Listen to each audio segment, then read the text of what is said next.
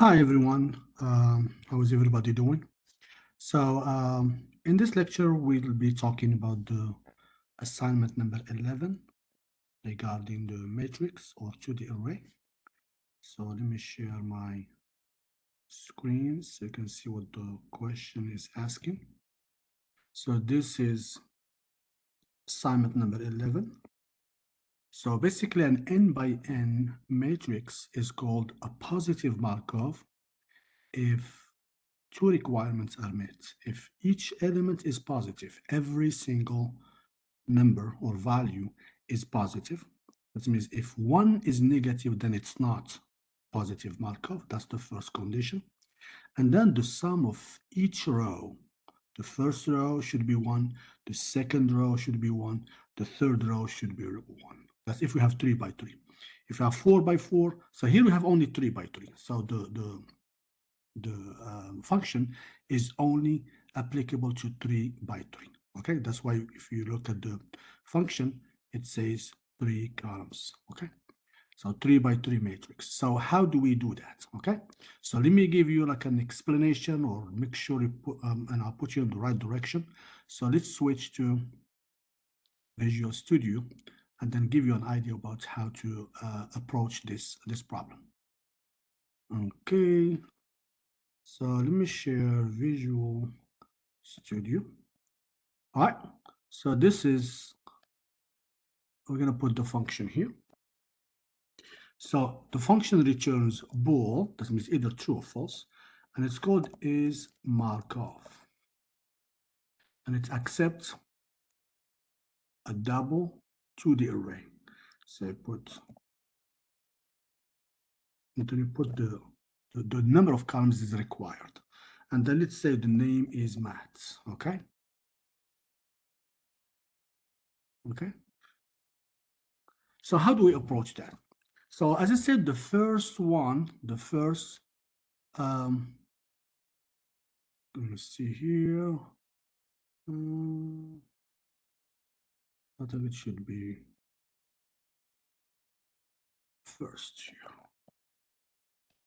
So the name should be first. All right. So how do we approach? So the first thing, you need to use the nested loop, right? So we're going to use the nested loop because one loop is for to keep track of the rows, and the second one is to keep track of the columns. So we're going to put int I equals 0 all the way to 3, and then I plus plus. Okay, so this is to keep track of the rows. For the number of columns, you are going to make another loop, j equals 0, j less than 3, and then j plus plus.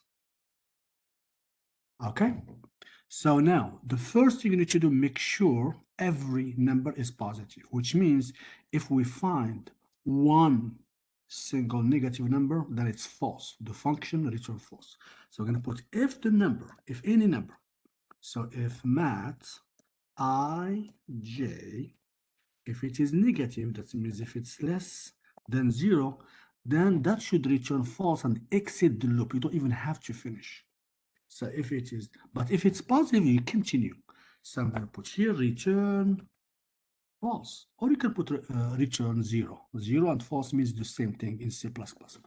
So remember that when you get the return, you automatically exit the loop. That means it's false. There's no point in calculating the sum because it's not going to be a positive Markov. Okay, now if you don't return false, that means it is positive. And in this case, you have to calculate the sum, which means we need a variable, right, that calculates the sum. So it's going to be double sum. And then we need to calculate the sum here. Okay, sum should be plus equal what? Math ij. So you're not going to get to this sum line unless it is not false, because if it's false, you're not going to get to this line. Why? Because you're going to exit the loop. That's the end of the function. Okay, so if you are able to get to this, that means definitely it's positive, it's not negative. Okay, so you're going to keep adding. Okay, the first number, the second number, the third. We're still in the first row, I equals 0, right? So you're going to go to the first column, j equals 0, 1, 2. So you're going to add them up, all the three. If at any point the number is negative, then that's going to return false, exit the loop. If we calculated all the three, that means they are all positive. And then once you calculate the sum, once you finish the first row, then it's time to check, is it 1 or not? And just like what we did with the negative, if it's not 1 at any time, then return false. So we're going to put if the sum is different. That's how we put difference. Exclamation mark equals sign. If it's different than 1, again, it's return false. That's the end of the function. It will exit the loop. Return false. If it's positive, you continue, because false will exit the loop. But if it's not false, you continue the process. Okay, so you can see right here that if the number is negative at any point, return false. And then you calculate the sum. If the sum after each row, but I have to be careful here that this number should be at the end of the second loop. That means after you are done with the row. So it should be between the two right here. Because we cannot check if the sum is different than 1 and you are still calculating the values, okay? So make sure you are outside this loop. That means after you finish the first row, then you check the sum, okay? If it is different than 1, then automatically it's false, it's not Markov. Now what happened if I finish the first row? So I'm going to continue with the second row when I equals 1.